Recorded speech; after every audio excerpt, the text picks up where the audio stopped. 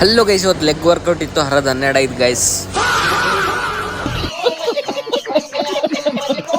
Hello guys, welcome back to 30 days challenge. ಇವತ್ತು 30 days ಚಾಲೆಂಜಲ್ಲಿ ಇವತ್ತು day 3. ಬೆಳಗ್ಗೆ ಬೇಗ ಎದ್ದು ಹಾಲು ಕುಡಿದ್ಬಿಟ್ಟು ನಾನು ಸೀದಾ ಇವತ್ತು ಜಿಮ್ಮಿಗೆ ಹೋಗ್ತಾ ಇದ್ದೆ. ಹಾಗೆ ನಮ್ಮಣ್ಣ ಕೂಡ ಬೇರೆ ಗಾಡಿ ಮೇಲೆ ಬರ್ತಾ ಇದ್ದ. ಅಷ್ಟೊತ್ತಿಗೆ ನಮ್ಮ ಜಿಮ್ ಬಾಡಿ ಬಿಲ್ಡರ್ ಬಂದಾಗರು ರುಕೋ ಜರ ಸಬರ್ ಗುರು.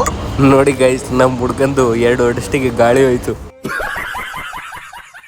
ಆದರೆ ಇವತ್ತು ನಮ್ಮ ಜಿಮ್ ಟ್ರೈನರ್ ಬೇರೆ ಬಂದಿರಲಿಲ್ಲ. ಆದರೆ ನಮ್ಮಣ್ಣಗೆ ಹೇಳಿ ಹೋಗಿದ್ರು ಗುರು. ನಮ್ಮಣ್ಣಗೆ ಹೇಳಿ ಹೋಗಿದಾರಂತ 1-2 ಡಬಲ್ ಮಾಡಿಸ್ಬಿಟ್ಟಿದ್ದ ಗುರು ಇವತ್ತು.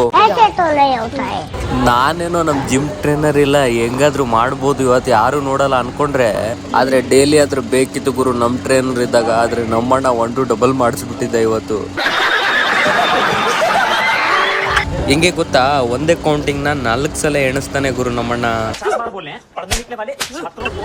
ಗೈಸ್, ನಿಮಗೂ ಕೂಡ ಈ ಒಂದು ಎಕ್ಸ್ಪೀರಿಯನ್ಸ್ ಆಗಿರುತ್ತೆ. ದಯವಿಟ್ಟು ಕಾಮೆಂಟ್ ಮಾಡಿ ಗೈಸ್, ಯಾರಿಗೆಲ್ಲ ಈ ಒಂದು ಎಕ್ಸ್ಪೀರಿಯನ್ಸ್ ಆಗಿರುತ್ತೆ.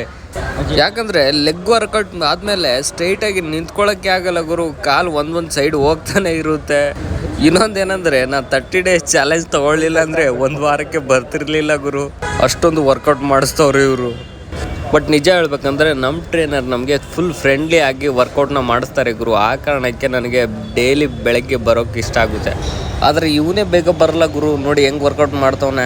ಅಣ್ಣ, ನನ್ನ ಕೈಲಿ ಆಯ್ತಾ ಇಲ್ಲ. ಅಯ್ಯೋ ಅಣ್ಣ, ನಾನು ಸತ್ತೋದಂಗೆ ಆಗೋಯ್ತಾ ಇದ್ದೇನೆ.